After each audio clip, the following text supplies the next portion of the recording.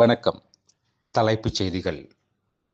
இயக்குனர் இமயம் பாரதிராஜாவின் உடல் 72 குண்டுகள் முழங்க முழு அரசு மரியாதையுடன் அடக்கம். பாரதிராஜா உடலுக்கு கலெக்டர் மரு ரா வைத்தியநாதன் அஞ்சலி செலுத்தினார்.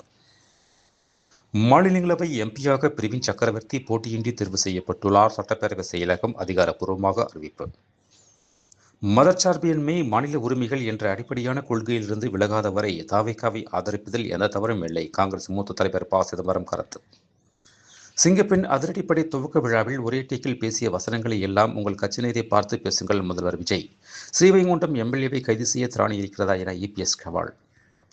ரீல்ஸ் எடுத்து போஸ்ட் செய்யத்தான் சிங்கப்பெண் பிரிவை முதல்வர் உருவாக்கினாரா? ஸ்ரீவைகுண்டம் சம்பவத்தை சுட்டிக்காட்டி உதயநிதி ஸ்டாலின் கேள்வி.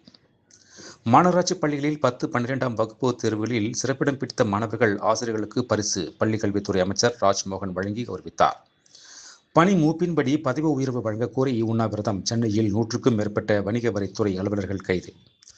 சென்னையில் இரவு நேர மின்சார தடையை சரி செய்வதற்காக 10 சிறப்பு குழுக்கள், 125 நடமாடும் ரோந்து வாகன சேவை மின்சாரத்துறை அமைச்சர் CTR நிர்மல்குமார் தொடங்கி வைத்தார்.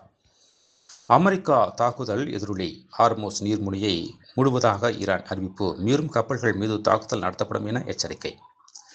சிறுமி பாலியல் வன்கொடுமை செய்து கொல்லப்பட்ட வழக்கில் கோவை நீதிமன்றத்தில் 21 நாட்களில் 819 பக்க குற்றப்பத்திரிகையை போலீசார் தாக்கல் செய்தனர். வருகை பதிவேடு செயல்முறை திட்டத்தை நீக்க வேண்டும் என்று வலியுறுத்தி சென்னை மாநகராட்சி ரிப்பன் மாளிகை வளாகத்தில் டாக்டர்கள், நர்சுகள் உள்ளிருப்பு போராட்டம். சபரிமலை ஐயப்பன் கோவிலில் அபிஷேக நெய் விற்பனையிலிருந்து 17 லட்சம் முறைகேடு புகார். கேரள உயர்நீதிமன்றம் விசாரணை. மேலும் விரிவான செய்திகளுக்கு அரசியல் ராஜ்யம் மின் இதழை படியுங்கள். நன்றி, வணக்கம்.